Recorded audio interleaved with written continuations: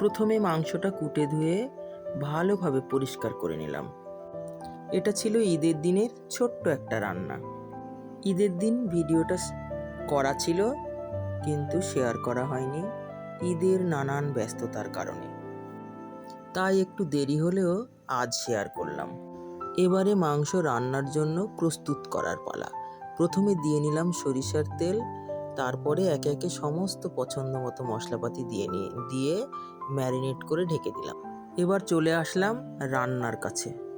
চুলা জ্বালানো হয়েছে, কড়াই তোলা হলো, সরিষার তেল দেওয়া হয়েছে, তেল গরম হলে দেওয়া হলো লবণ।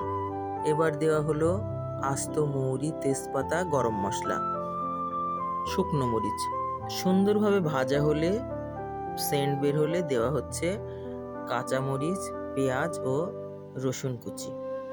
এবার দেওয়া হলো আস্ত জিরা ও আদা, আবারও একটু ভেজে নেওয়া হলো।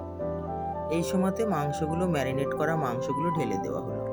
ম্যারিনেট করা মাংসের ভিতরে দেওয়া হয়েছে জিরা, ধনিয়া, হলুদের গুঁড়া, মরিচের গুঁড়া, লবণ ও সরিষার তেল। এবারে ঢেকে ঢেকে কষিয়ে নেওয়া হচ্ছে। এখন দেওয়া হলো একটা টমেটো, দিয়ে ভালোভাবে কষিয়ে নেওয়া হচ্ছে ঢেকে ঢেকে।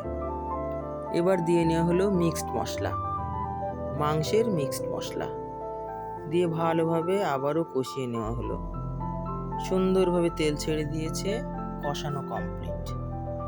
এই সময়তে দেওয়া হলো কুটে রাখা আলুটা দিয়েও ভালোভাবে কষিয়ে নেওয়া হচ্ছে। ব্যাস, সুন্দরভাবে কষানো হয়ে গিয়েছে, তেল ছেড়ে দিয়েছে। এখন দিয়ে নেওয়া হলো ফুটন্ত গরম পানি দিলে মাংস রান্নার স্বাদ বাড়ে। ভালোবাসা মাখা আমাদের ঈদের দিনের রান্না প্রায় শেষের দিকে। সুন্দরভাবে ফুটে উঠেছে। দেওয়া হলো কাঁচামরিচ দিলে রান্নার শেষের দিকে কাঁচামরিচ দিলে ফ্লেভারটা ভালো আসে।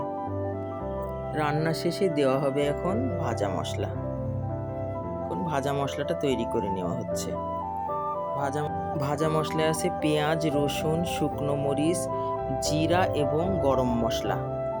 সুন্দরভাবে ভাজা হয়ে গেলে, বেরেস্তা টাইপ হয়ে গেলে পাটায় সুন্দরভাবে বেটে নেওয়া হলো।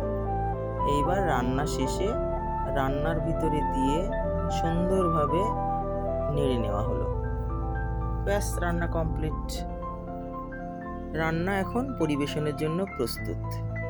গরম গরম খিচুড়ির সঙ্গে পরিবেশন করা হলো। ওফ, দারুণ!